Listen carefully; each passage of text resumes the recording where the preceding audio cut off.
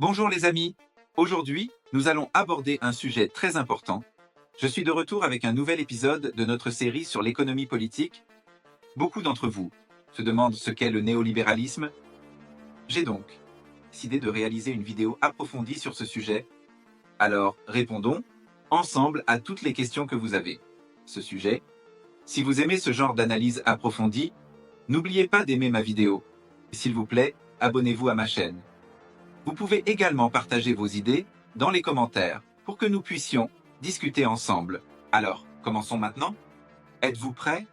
Le sujet dont nous allons parler aujourd'hui est en fait l'un des concepts les plus importants qui façonnent le monde d'aujourd'hui, néolibéralisme. On entend toujours ce terme, surtout des écrivains de gauche, des écrivains religieux et des experts économiques. On dit que le néolibéralisme est devenu un fléau pour le monde. Mais personne n'explique vraiment ce que c'est. Beaucoup de gens utilisent ce mot, mais souvent, nous ne réalisons pas vraiment ce que cela signifie clairement. Alors, posons la question comme ceci. Le néolibéralisme est-il vraiment une si mauvaise chose? Le néolibéralisme est en fait, d'une certaine manière, un renouveau du libéralisme économique. Oui, vous ne vous êtes pas trompé. Le néolibéralisme n'est en rien différent des principes du libéralisme classique. Mais alors, quels sont ces principes?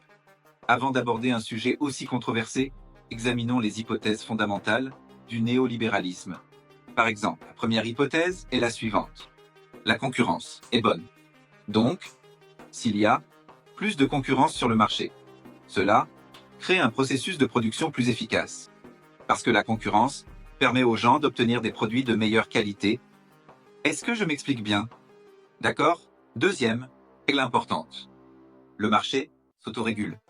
Qu'est-ce que ça veut dire? Pour le dire simplement, si un produit est de mauvaise qualité, personne ne l'achète. Qu'est-ce que ça veut dire alors? Le marché établit ses propres mécanismes de contrôle.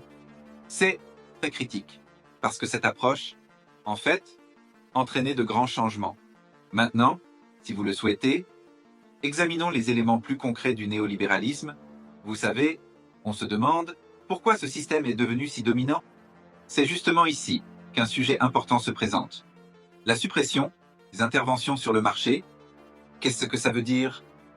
L'État ne contrôle pas l'économie, parce que le marché s'autorégule de la meilleure façon. De plus, la libéralisation du commerce est très importante. Il est souligné que les marchés intérieurs doivent s'ouvrir à l'extérieur. L'importation et l'exportation doivent être libres pour que la concurrence augmente et que la productivité s'améliore. Maintenant, imaginez que le capital venant de l'extérieur va créer plus d'investissements et offrir plus d'opportunités d'emploi. Mais les choses ne s'arrêtent pas là. Un autre thème principal du néolibéralisme est la libéralisation financière, donc le capital doit circuler librement partout pour que les ressources puissent être utilisées de la manière la plus efficace possible. Le capital, là où il peut obtenir le meilleur rendement, c'est ça. Ça encourage beaucoup plus de croissance dans les pays en développement. Mais est-ce vraiment le cas?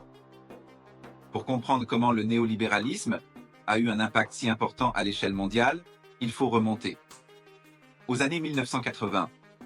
Surtout, les leaders de cette époque, comme Margaret Thatcher en Angleterre et Ronald Reagan aux États-Unis, ont créé un grand changement en adoptant des politiques néolibérales. Des institutions mondiales comme la Banque mondiale ont également soutenu ces politiques. Alors, quelle est la promesse du néolibéralisme? Parmi ses objectifs, il y a la croissance économique et le bien-être. Mais il est clair que les résultats attendus de ces politiques sont très discutables. En particulier, on observe une baisse des taux de croissance aux États-Unis après les années 1980. On observe particulièrement une baisse des taux de croissance aux États-Unis.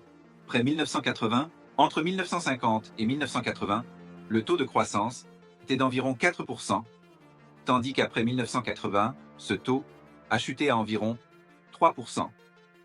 Alors, quelles sont les raisons de cette baisse? La croissance espérée par les politiques néolibérales n'a pas été atteinte, les grandes entreprises ont prospéré, mais pas les petites ni la majorité de la population, créant une inégalité. Les riches sont devenus plus riches, tandis que les classes inférieures n'ont pas bénéficié économiquement. En fait, cela a créé une inégalité. les riches sont devenus encore plus riches. Mais ceux des classes inférieures n'ont pas vraiment profité de cette amélioration économique. Et nous sommes confrontés à l'une des questions les plus critiques. Grâce à ces politiques, comment les grandes entreprises ont-elles connu une croissance énorme, tandis que personne dans la société n'en a bénéficié? Avec la formation des monopoles, la concurrence sur le marché a été gravement affectée. À ce stade, nous devons également examiner la crise financière de 2008. Cela apparaît comme l'un des plus grands échecs du néolibéralisme. La crise financière de 2008 a été la plus grande catastrophe, engendrée par la libéralisation financière. Alors, que s'est-il passé après la crise de 2008? Les salaires des travailleurs aux États-Unis n'ont presque pas augmenté. Cela signifie que la situation promise par le néolibéralisme, qui semblait profiter à tout le monde, ne s'est pas produite. Dans la pratique, il y avait donc des gens qui gagnaient plus, mais tout le monde n'y gagnait pas. Allons, un pas plus loin. Quel a été l'impact du néolibéralisme dans les pays en développement?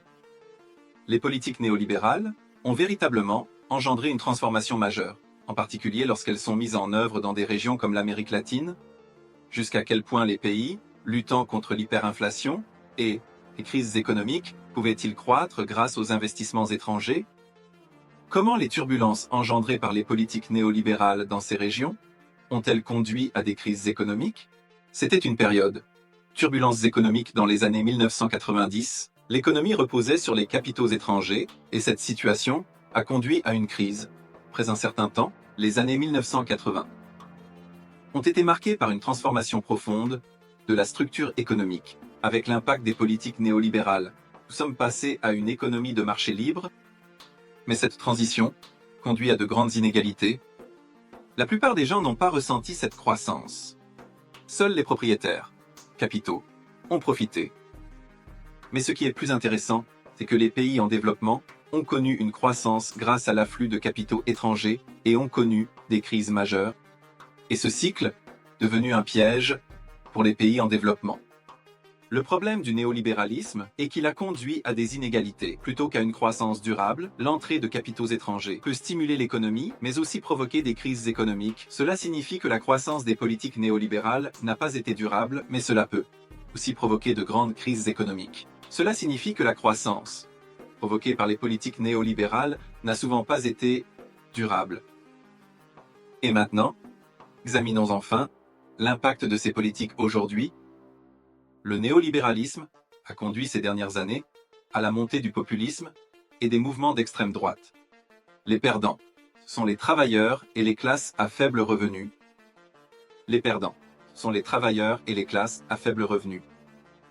Ils se sont aussi tournés vers des idées plus radicales. La prospérité promise par le néolibéralisme n'a en réalité bénéficié qu'aux classes supérieures. Et cette injustice a accru la polarisation sociale. Oui, chers amis, que pensez-vous de ce long voyage vers le néolibéralisme que je viens de décrire? Maintenant, partagez vos opinions avec moi dans les commentaires. Si vous avez aimé ma vidéo, abonnez-vous à ma chaîne. Continuons à discuter ensemble de ces questions importantes. À la prochaine vidéo.